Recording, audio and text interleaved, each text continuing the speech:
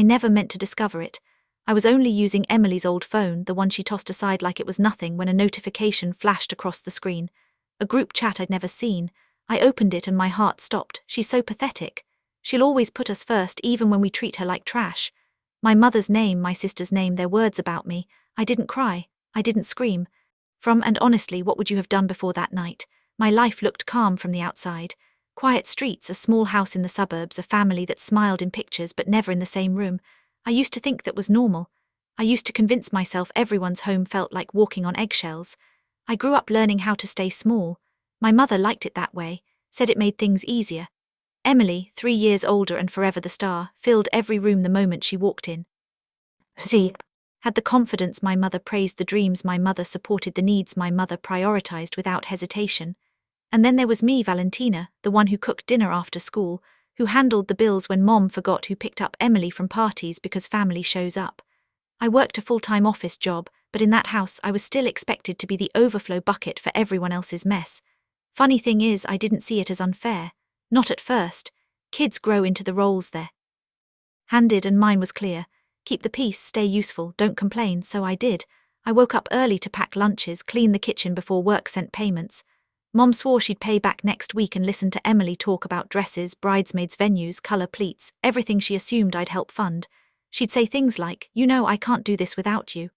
And Mom would echo, "Your sister's under a lot of pressure," but neither of them ever asked if I was. Before I continue the story, tell me first, where did you hear this from? Write it in the comments, because what happens next, most people won't believe. The worst part wasn't the work, it was the way they made me feel invisible while expecting me to hold everything together.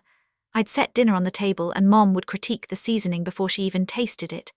Emily would scroll through her phone mid-conversation, only looking up when she needed something. There was a moment last month, small, stupid, forgettable to them, that stuck to me like a bruise. I'd just come home from a 10-hour shift. My feet itched, my head throbbed, and all I wanted was to breathe. Instead, Mom handed me a list of errands for the wedding, and Emily chimed in, "Oh, and I need you to transfer the deposit for the venue tomorrow. It's easier if you handle it." No, please, no, is this okay? Just expectation, obligation, a role I was born into but never chose. Back then, I still believed their love was complicated, not conditional.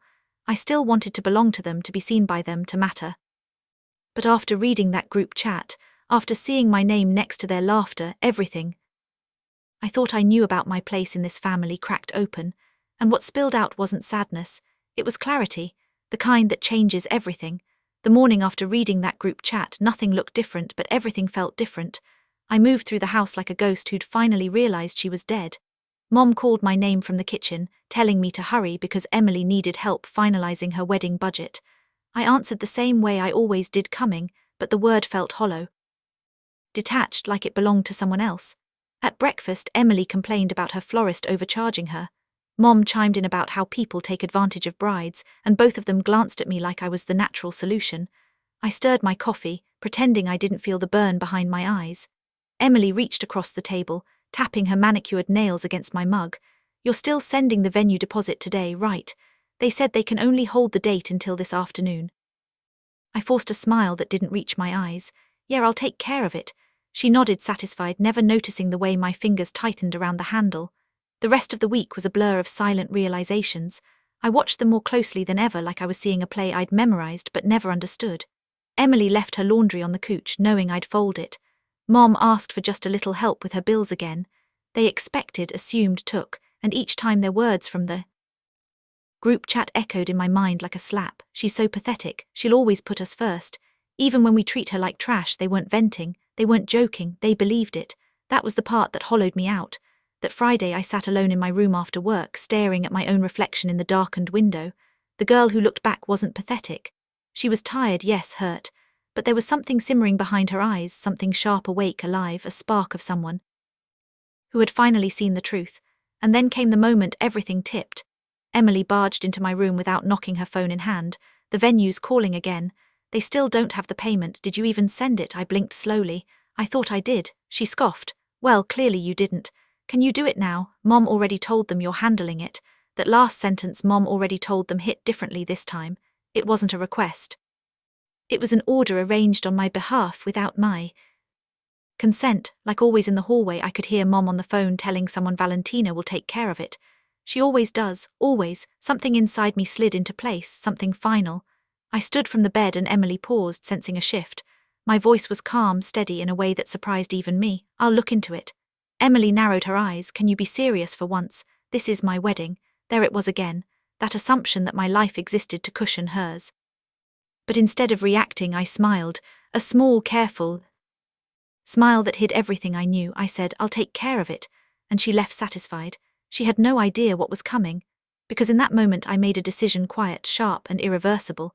If they thought I'd always put them first, if they thought I'd keep carrying the weight they dumped on me, then I'd let them believe exactly that, just long enough for me to finally walk away.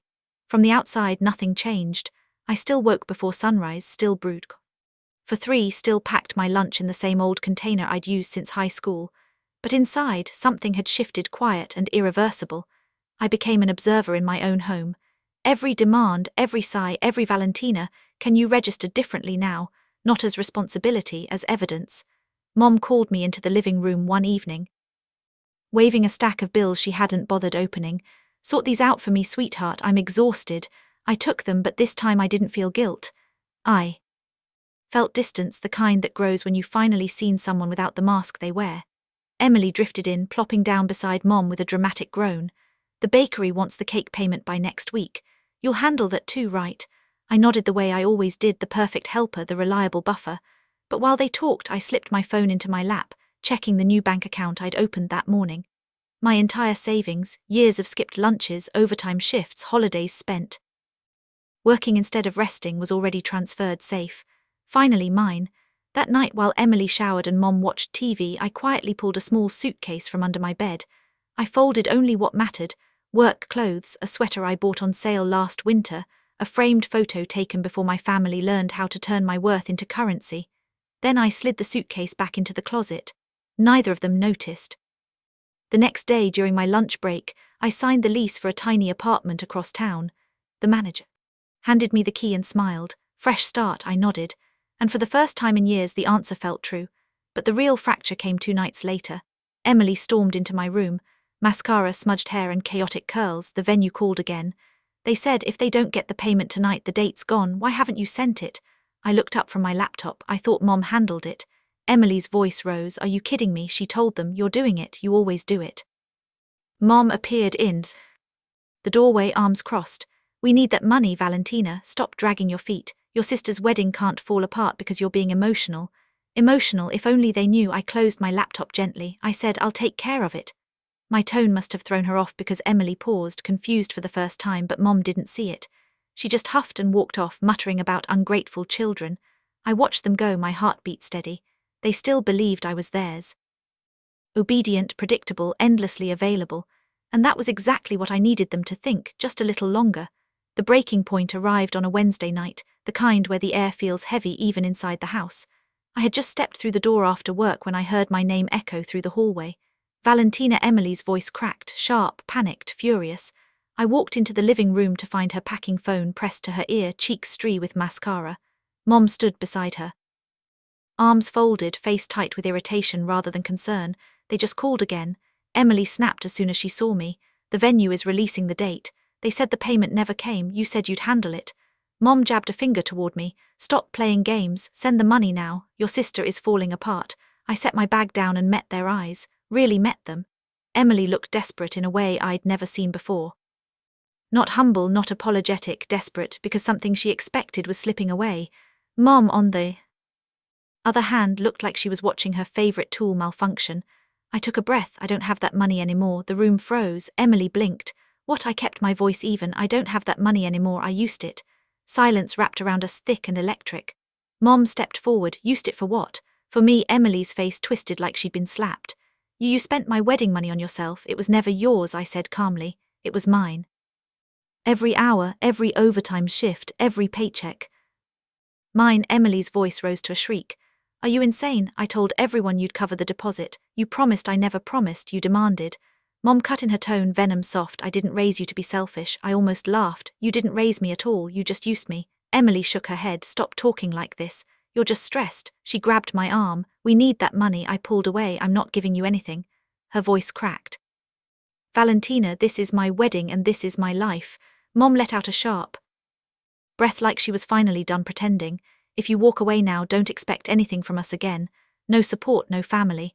That was the moment I realized she truly believed that was a threat. I'm not walking away, I said, I'm leaving. I picked up the suitcase from behind the couch, packed and ready for days now.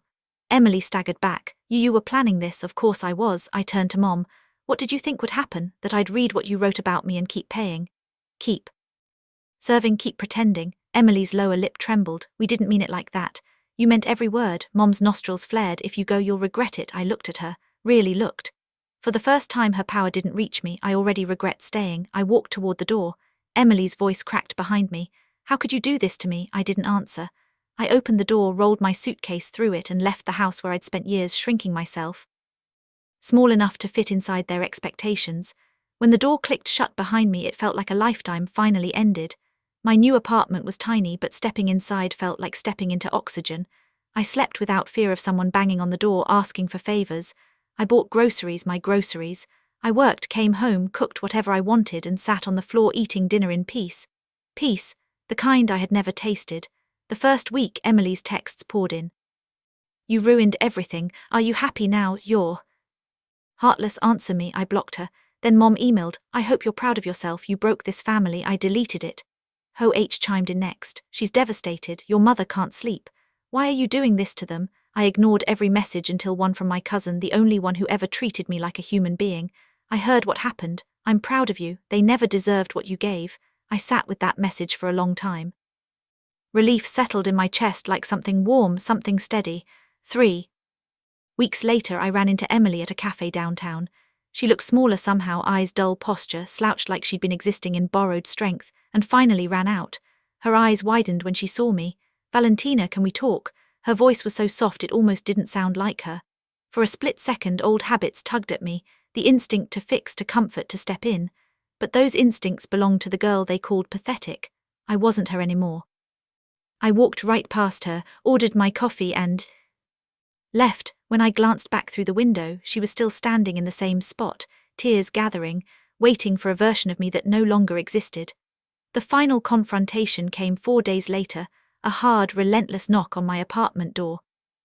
I knew that knock. I opened it just enough to see her mom, arms crossed, expression carved from stone. You look well, she said, but her eyes were full of accusation, not pride. What do you want? I asked. Let me in. No, her jaw tightened. We need to talk, then talk. Right there in the hallway, she tried every tactic she'd ever used.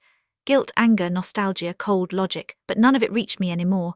You owe us, she said finally, after everything we've done for you. I shook my head. You didn't do things for me, you took from me. And now I'm done. Her face crumpled, not with sadness, but with the realization she no longer had control. I stepped back and closed the door. This time the silence on the other side felt like victory. In the weeks that followed, something unexpected happened. Nothing, no more knocks on my door, no more guilt-laced messages. The silence that used to terrify me now felt like a blanket I'd never been allowed to touch. Word eventually reached me through the few relatives I hadn't blocked. Emily's wedding had fallen apart. The venue gave her date away. The vendors pulled out and the stress cracked whatever confidence she'd always worn like armor.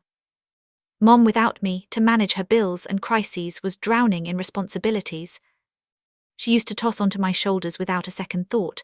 Meanwhile, my life felt lighter. I woke up without dread.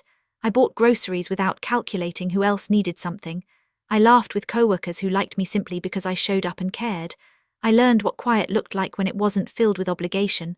For the first time, my future felt like something I got to choose, not something assigned to me. And the more distance I had from them, the clearer it became. Losing them wasn't a tragedy, it was freedom. A month later, I saw them again, Mom and Emily sitting in a quiet cafe near downtown. They looked nothing like the women who once towered over my life. Emily's shoulders were slumped, eyes tired.